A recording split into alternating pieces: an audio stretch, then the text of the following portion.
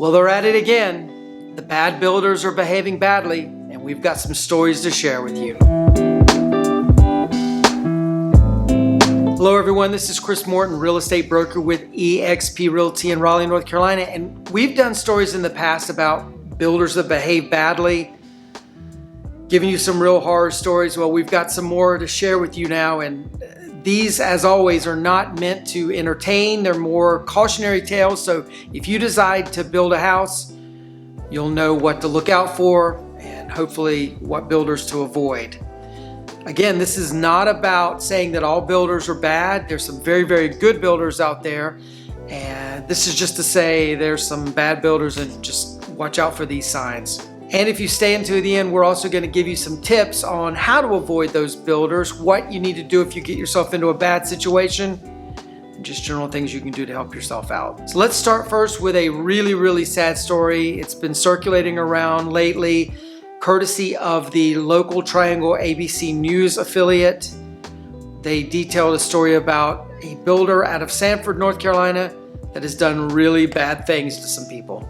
Basically, this builder has been promising to build the folks some nice homes, and they just really haven't delivered. Stephanie Hayden was a buyer that was interviewed by ABC News that had contracted with this builder to build her dream home. They signed the paperwork and got started back in June of 2021, but it wasn't until January of 2022 before the foundation got started. That's insane that it took that long. And framing didn't get started until February of 2022.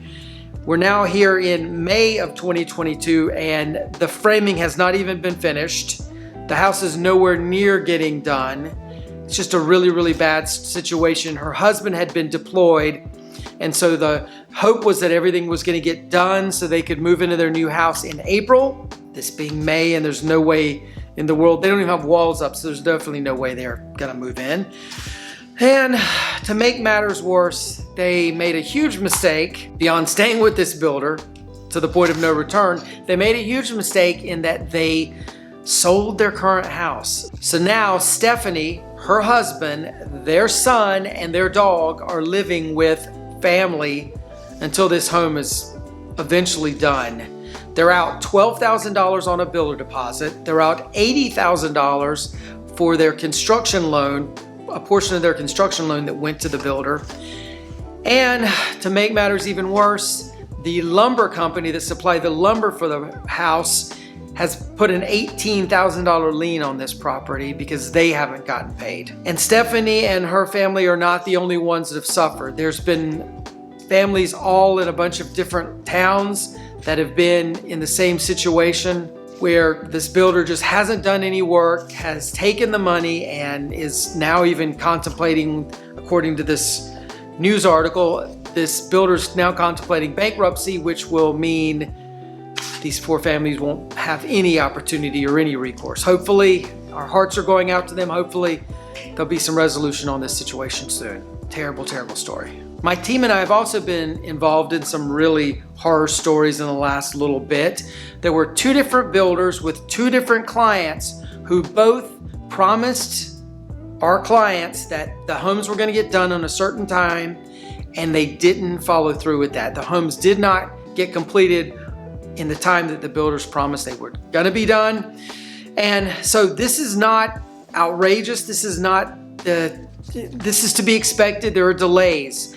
Where the problem came in is the builder did not communicate when they knew the homes weren't going to be done. My buyers both gave up their rentals that they were in, long-term rentals, while they were waiting for their homes to be done. They gave up their rentals because they were anticipating the homes were going to be, their new homes were going to be completed. They weren't completed on time. And so both sets of buyers had to move into temporary Airbnb housing, which, if you have ever experienced that over, say, a 3-week, 1 month, 2 month period, those get really, really expensive. And to make matters even worse, the builders were not willing to compensate the buyers for the delays, because in the contract it says we can delay things due to whatever process, and they had their easy out. One of the builders did make good a little bit to one of the buyers in that they gave them some closing costs to kind of placate them at closing. I think it had a little something to do with the fact that I was calling every day, screaming and demanding that the home be done. Maybe that had something to do with it. Those were two really bad situations. They got done. The buyers are in the homes now. They're okay. Everything's fine. But it really put a financial toll on the buyers. And really there was nothing they could do about it other than walk away and give up their builder deposits, which were substantial money. So the builder basically had them over a barrel, and the buyers couldn't do anything about it other than just have me scream all the time, which I was happy to do. And then just today, one of our buyer clients had a very disappointing thing happen with a national builder that I'm not a fan of, that she is contracted to build her a townhome. We went in to meet the builder today to kind of go over things as the process was getting started and the foundation was going in, all of that. And she discovered that her sliding glass door that she was expecting was going to be part of this plan, that we went and visited another version of this house that was under construction and had the sliding glass door. She was expecting that sliding glass door to be in, and the builder was going through the whole process and saying, and this is your back door. It was a single glass operable door. And she said, wait, we have a sliding glass door on this plan. What's going on here? Well, come to find out, during the whole process of her electronically signing everything, she initialed a floor plan that showed the single glass door, not the sliding glass door that we expected was going to be put in with this particular plan. She was devastated, upset today. I was embarrassed because I didn't catch it. It's one of those things that you would have kind of expected everything was going to be the same, because the builder sort of builds, again, national builder, they don't build anything custom. They just basically make a cookie cutter version of this house, this townhouse, and they switch to a single door because sliding glass doors are more expensive. So rather than letting us know that in advance, they slipped it in, didn't let us know. I should have caught it. We should have caught it, but we didn't, because we expected it was going to be the same house that they'd been building all of this time for months and months and months. Big shock. This national builder that, again, did I mention I'm not a fan of, did a bait and switch. So what can you learn from all of these stories? Well, the first thing and most important thing, hire a buyer agent. In most instances, the builder is going to compensate that agent. There may be a chance that you may have to pay a portion of that agent's compensation yourself due to the fact that some of these builders are reducing compensation to the agents. I suspect they're doing that to keep the agents out of the transaction and keep them out of their model homes so that agents like me don't make a big stink and a big fuss. But that's neither here nor there. So you may have to do some compensating. It is very much well worth it. In general, most of the time, that agent is going to be a very strong advocate for you. They're going to, if needed, call on a daily basis and scream at the builder until they get the work done.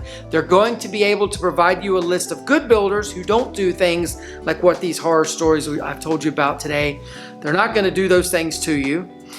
So the agent's going to be helpful in that regard. They're going to be able to do review searches to see if any of the builders have any suspicious things going on. They're going to be able to, if they don't know about that builder, they're going to be able to ask their friends in the real estate industry, hey, what do you know about XYZ builder? And they're going to be able to report that back to you. So in many ways, they're going to be an advocate to you. They're also going to help you set up some very important inspections that are going to happen. A pre-drywall inspection and a final inspection just before your orientation with the builder. These two inspections are going to go a long way to making sure you are buying a good house that's not going to come back and bite you in the butt later on. And at the very least, it's going to make it a lot easier for you to move into that home without any issues going on. I distinctly remember, and I've shared on our channel here in the past, my client who had bought a townhome from a very good builder that we like very much.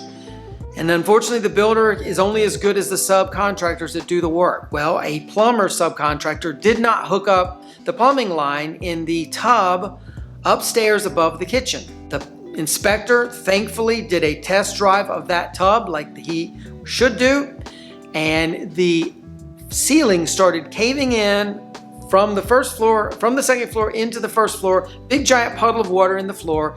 My folks would have never known that until they had moved into the home had tried to take a bath or a shower in that tub and made a giant mess downstairs. And then they would have had to have got the builder back in to fix it. It would have been a big hassle. They'd have had to take time off work, on and on and on. This way, it was all completed, fixed, buttoned up, and made right by my buyer before closing. So hire yourself a buyer agent. It'll be the best thing you can possibly do for yourself. And the next tip we have for you, remember the builder representative does not work for you. They work for the builder. They are paid to be nice to you, but they are not paid to advocate for you. Know that their job is to get the most amount of money out of you they can and to represent the builder, and they are going to do nothing that will damage the builder's position in this transaction. Know that. Next tip, always review your contract with the builder very carefully before you sign it. There may very well be some hidden things in that contract, such as, and this is a true story, builder has the right to build your home and take up to 2 years to do so. How many people do you know can wait 2 years for their new home to be built? I don't know anyone. So know to look through those contracts very, very carefully. They are slanted and written for the builder. Some of them are written with extreme legalese that makes it very difficult for you to understand what's going on. Yet another reason to have a buyer agent represent you who can read through that, decode it, and translate from builderese language to layman's terms language and help get you through that process. Read your contract. The next tip, review over that floor plan very, very carefully. Make sure everything that you were promised is on that floor plan such that you know how that home is going to be built and what is supposed to be in that home prior to them getting started. I feel terrible for my client. Hopefully we're going to get some resolution and hopefully the builder is going to make good by her. I don't have any faith in that, but hopefully that's going to be the case with that sliding door.